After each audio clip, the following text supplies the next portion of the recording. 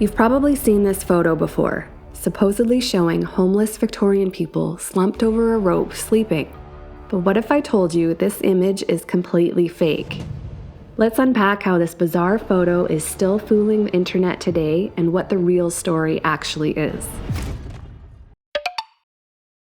When you think of the Victorian era, you probably picture grand ballrooms, elegantly dressed aristocrats, and the refined world of high society. Or maybe you think of the fog-covered streets of London, where gangsters ran the underground and Jack the Ripper stalked his victims. But for most people, it wasn't a glamorous party or a crime thriller. It was a daily struggle just to stay alive. The cities were packed with workers chasing jobs that barely paid enough to survive. Overcrowded slums, disease, and poverty were everywhere. And for the poorest, even sleeping could get you arrested. One of the key laws during this time was the Vagrancy Act of 1824. But it wasn't about helping the homeless, it was about getting rid of them. The law made it a crime to sleep on the streets, beg, or even wander without a clear purpose. If the police deemed you idle and disorderly, you could be thrown in jail. And thanks to the rise of photography, we have actual mugshots of people who were arrested simply for needing a place to sleep. This is William Wadham and William Morrissey from North Shields, England. They were caught sleeping in a haystack, but instead of being left alone, they were sent straight to prison for 7 days. And then there's Joseph Crutus and William Thompson. They were arrested for simply wandering, unable to give a good account of themselves at 11:20 p.m. Crutus got off with a warning since it was his first offense, but William Thompson? He was sentenced to 3 months hard labor in prison. This was his 19th appearance in front of the court, so it's fair to say he probably had it coming. But the point is, the laws were strict and people could not be caught in the streets at night. So what could people do? One grim option was the workhouse, a government-run building where you could get food and shelter in exchange for hard, brutal labor.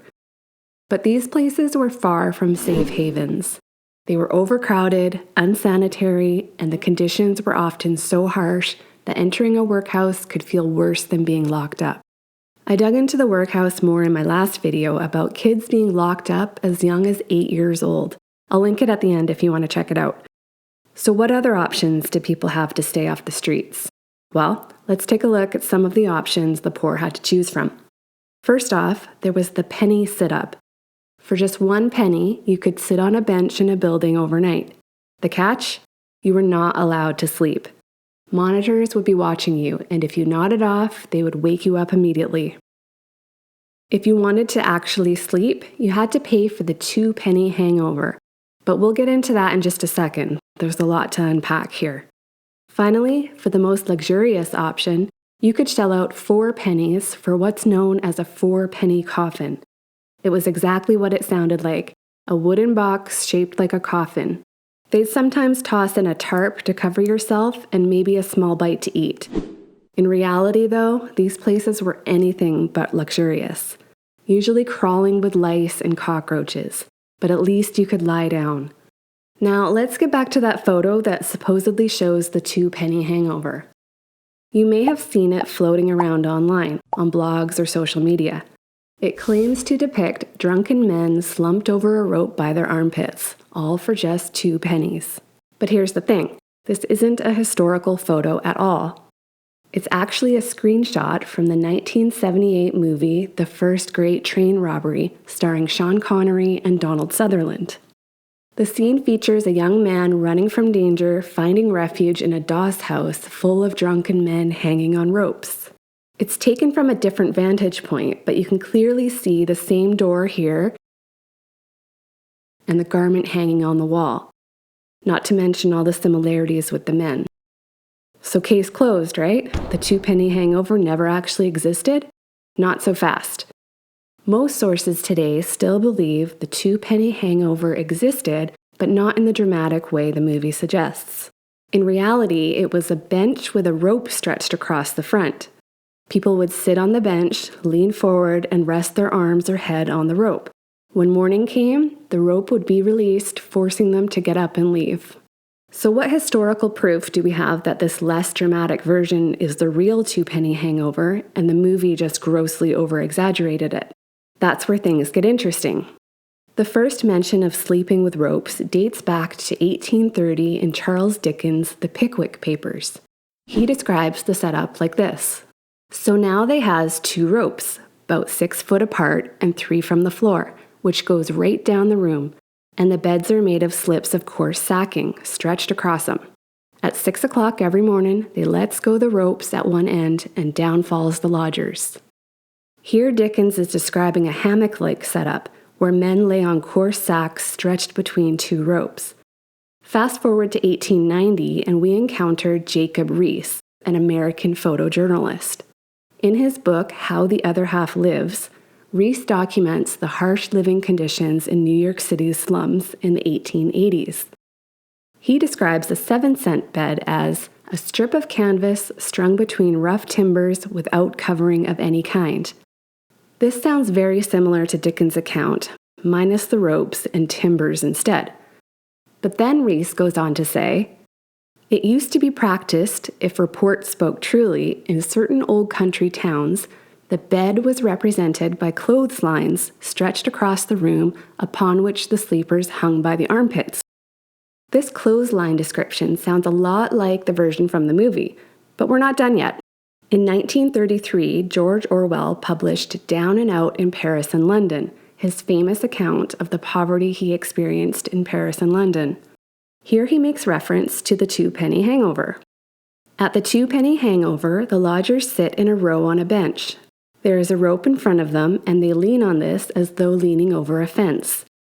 Orwell's version is the first time we are hearing about people sitting on a bench leaning on the rope.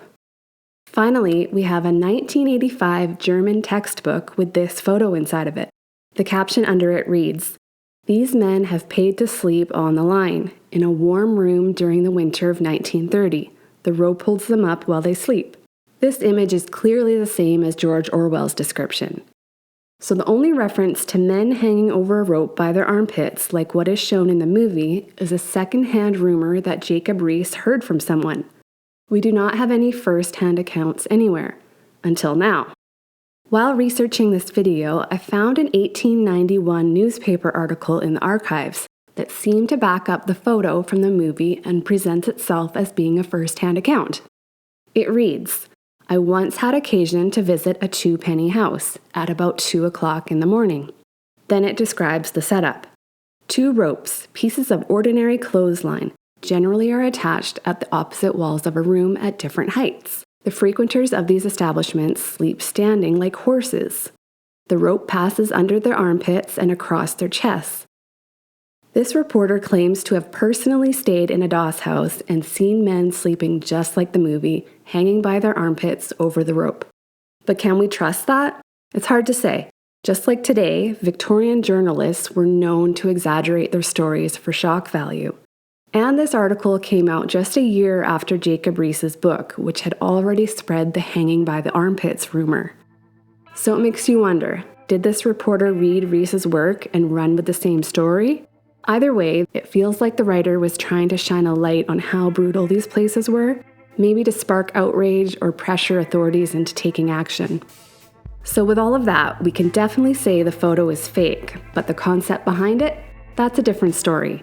It's totally possible that different doss houses had different setups, some with benches, some without. But that said, sleeping upright with a rope under your armpits, kinda hard to believe. Most people would just go limp and fall, and if you didn't, that rope would dig in pretty hard. I actually found an old forum where someone tried this as an experiment. He lasted about 3 minutes before he gave up. I'll link all the sources in the description if you want to check them out for yourself. So what do you think? Did the first great train robbery add the scene for shock value, or did people really sleep this way? Let me know in the comments. Don't forget to check out this next video all about the extreme way children were punished in the Victorian justice system. And if you enjoyed this video, please consider hitting the like button and subscribing so you don't miss out on more from Past Unpacked. Thanks for watching.